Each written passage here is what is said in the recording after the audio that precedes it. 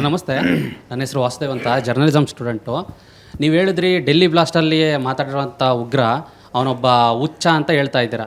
ಅವರೆಲ್ಲ doctors sir, doctor Umar, doctor Shine, ಇವರೆಲ್ಲ ಡಾಕ್ಟ್ರಾಗಿ ಇದ್ಕೊಂಡು ಇವರೇ ಕುರಾನ್ನ ತಪ್ಪಾಗಿ ಓದ್ಕೊಂಡಿದ್ರೆ ಒಬ್ಬ 5-10ನೇ ತರಗತಿ ಅಂತ ಓದಿರ್ತಕ್ಕಂಥ ಮುಸಲ್ಮಾನ್ ಕತೆ ಏನು? ಇವರೆಲ್ಲ ಹಿಂಗೆ ಬ್ಯಾಂಗ್ಳೂರಲ್ಲಿ ಒಬ್ಬ ಡಾಕ್ಟ್ರು ಸ್ವಂತ ಪತ್ನಿಯನ್ನು 42 ತುಂಡು ಮಾಡಿದ. ತುಂಡು ಮಾಡಿ ಕಟ್ ಮಾಡಿ ಹಾಕಿದವನು. ಅವನು ಹುಚ್ಚನೇ. ಡಾಕ್ಟ್ರ್ ಅಂತ ಹೇಳಿದರೆ ನೀವು ತಿಳ್ಕೊಬೇಡಿ. ಅದಕ್ಕೆ ನಾನು ಅಜಿತ್ ಅವರು ಹೇಳ್ತಾ ಇರೋದು, ಆಧ್ಯಾತ್ಮಿಕತೆ ಮತ್ತು ಧಾರ್ಮಿಕತೆ ಮೈಗೂಡಿಸಿಕೊಳ್ಳುವಂಥ ಪ್ರಯತ್ನಗಳು ಎಲ್ಲ ಸಮುದಾಯದ ಯುವಕರು ಮಾಡಿಕೊಳ್ಬೇಕು. ಇಸ್ಲಾಂ ಏನು ಹೇಳಿದೆ ಅಂತೇಳಿ ಮುಸ್ಲಿಂ ಯುವಕರು ಕಲಿಬೇಕು.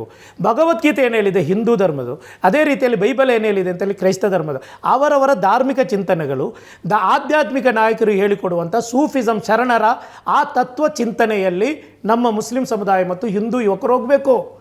ಆವಾಗ ಇದಕ್ಕೆಲ್ಲದಕ್ಕೂ ಪರಿಹಾರ ಆಗುತ್ತೆ. ಡಾಕ್ಟರ್ ಆಗಿದ್ದೀನಿ, IAS ಆಫೀಸರ್ ಆಗಿದ್ದೇನೆ, ಇದಕ್ಕೇನು ಮಿಲ್ಟ್ರಿಯೇ ಪಾಕಿಸ್ತಾನಕ್ಕೆ ಗೂಢಚರ್ಯೆ ಮಾಡಿದ್ದಾನೆ. ಮಿಲ್ಟ್ರಿಯಲ್ಲಿರುವವನು ಸೇನಾಧಿಪತಿಗಳೇ. ಆದ್ದರಿಂದ ಇವರು ಓದಿಕೊಂಡೇನೂ ಆಗಲ್ಲ. ಅವರಲ್ಲಿ ವ್ಯಾಲ್ಯೂ ಬೇಸ್ಡ್ ಶಿಕ್ಷಣ ಬೇಕು. ಧಾರ್ಮಿಕತೆ, ಮನುಷ್ಯತ್ವ, ಸಹಿಷ್ಣುತೆ ಅದೆಲ್ಲ ಹೃದಯಾಂತರಾಳದಿಂದ ಬರಬೇಕು. ಅದನ್ನು ಧಾರ್ಮಿಕ ಮೌಲ್ಯಗಳಿರುವಂತಹ ಶಿಕ್ಷಣ ಮಾತ್ರ ಕೊಡುತ್ತೆ. ಆದ್ದರಿಂದ ನಾನು ಹೇಳೋದು ಮದ್ರಸಾ ಶಿಕ್ಷಣ ಬರಬೇಕು. ಅದೇ ರೀತಿ RSS ಅವರು ಮಾಡ್ತಾ ಇರೋದನ್ನು ಅದೆಲ್ಲ ಬೆಳಿಬೇಕು. ಅಲ್ಲಿ ಧರ್ಮದ ಆಚಾರಗಳು ಕಲಿಸಿಕೊಂಡು ಬರಬೇಕು.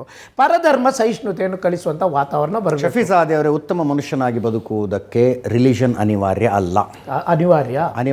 ಅನಿವಾರ್ಯನೇ. ಅದು ಇಲ್ಲದೆಯೂ ಕೂಡ ಒಬ್ಬ ಮನುಷ್ಯ ಉತ್ತಮ ಬದುಕನ್ನು ನಡೆಸಬಹುದು. ಅದು ಅನಿವಾರ್ಯ ಅಲ್ಲ. ನಾಸ್ತಿಕರಾದಂಥವರು ಏನೋ ದಾರಿ ತಪ್ಪಿ ಬಿಟ್ಟಿರ್ತಾರೆ, ಏನೋ ಇನ್ನೊಬ್ಬರಿಗೆ ಮಾರಕಾದ ಜೀವನ ನಡೆಸ್ತಾರೆ. ಆ ತಪ್ಪು ಕಲ್ಪನೆಯಲ್ಲಿ ಇರಬೇಡಿ ಅಂತ. ಒಂದದು. ಆ ತಪ್ಪು ಕಲ್ಪನೆ. ಎರಡನೇದು, ಅರ್ಧಂಬರ್ಧ ಓದಿ, ಈಗ ಡಾಕ್ಟರ್ ಅಂತ ಹೇಳ್ತಾನಲ್ಲ, ಇವನು ಕುರಾನೋ ಏನೋ ಹದೀಸಲ್ಲೋ ಹೇಳಿದಾರಲ್ಲ, ಹೂರುಲಿನ್ ಯಾವುದು ಸ್ವರ್ಗದ ಕನ್ಯೆಗಳು ಸಿಗ್ತಾರೆ ಅಂತ ಹೇಳಿ ಅವನೆಲ್ಲೋ ಒಂದು ಹದೀಸಲ್ಲಿ ನೋಡಿದ್ದಾನೆ. ಯಾಕೆ ಸಿಗ್ತಾರೆ ಅಂತ ಅವನು ವ್ಯಾಖ್ಯಾನೇನು ನೋಡೋಕೆ ಹೋಗಿಲ್ಲ. ಅದರ ವಿಶಾಲವಾದಂಥ ಅರ್ಥವನ್ನು ಅವನು ಅರ್ಥನೇ ಮಾಡ್ಕೊಂಡಿಲ್ಲ. ಅದೇ ರೀತಿ ಹೇಳ್ತೀನಿ, ಆ ಹುಚ್ಚಿನ ಮಗ ಪೂರ್ತಿ ಓದಲಿಲ್ಲ ಅಂತ ಯಾಕ್ರಿ ಅಮಾಯಕರು ಸಾಯ್ಬೇಕು ಅಂತ ಅದಕ್ಕೆ ಗರಿಷ್ಠ ಶಿಕ್ಷೆ ಪೂರ್ತಿ ಯಾಕೆ ಓದಲಿಲ್ಲ ಅಂತ ಅಮಾಯಕರು ಯಾಕೆ ಸಾಯ್ಬೇಕು? ಒಳ್ಳೆ ಕಥೆ ಅಲ್ಲ. Kill the infidels wherever you find them ಅನ್ನೋದು ಎಲ್ಲ ಓದಿರ್ತಾನೆ. ಒಂದು ನಿಮಿಷ, kill the infidels wherever you find them ಅಂತ ಎಲ್ಲ ಓದಿರ್ತಾನೆ. ಅವ್ನು ಹಿಂದೆ ಮುಂದೆ ಓದಬೇಕಾಗಿತ್ತು, ಓದಲಿಲ್ಲ, ಅದಕ್ಕೆ ಕೊಂದ. ನಿಮ್ಮ ಅಭಿಪ್ರಾಯದಲ್ಲಿ ನಾವೇನು ಮಾಡ್ಬೋದು ಹೇಳಿ? ಈಗ ನೀವು ನಮಗೆ ಸಲಹೆ ಕೊಡಿ.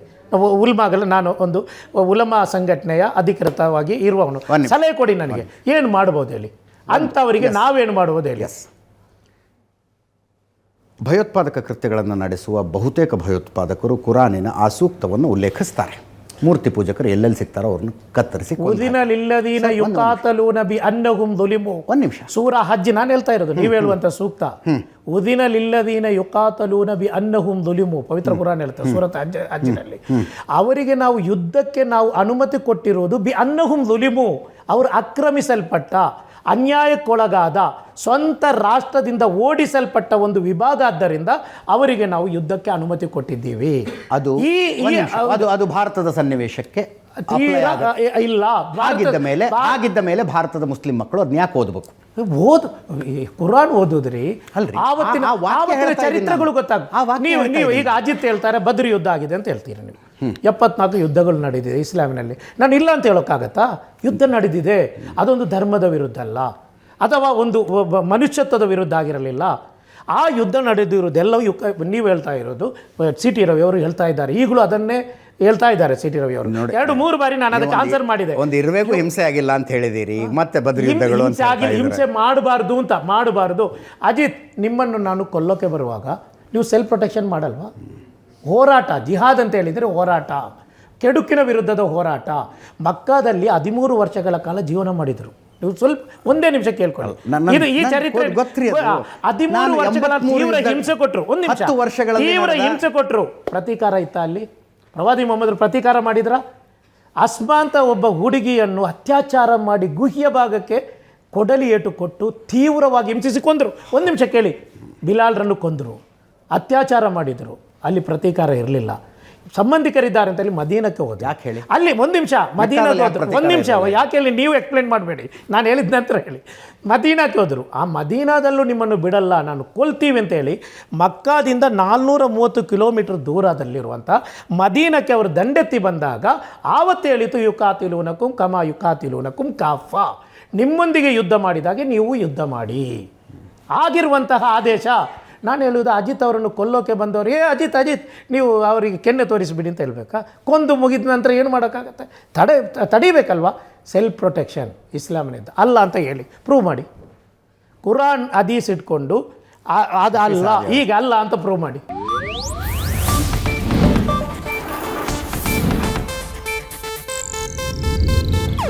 ಇದು ಏಷ್ಯಾನೆಟ್ ನ್ಯೂಸ್ ನೆಟ್ವರ್ಕ್ ಪ್ರಸ್ತುತಿ.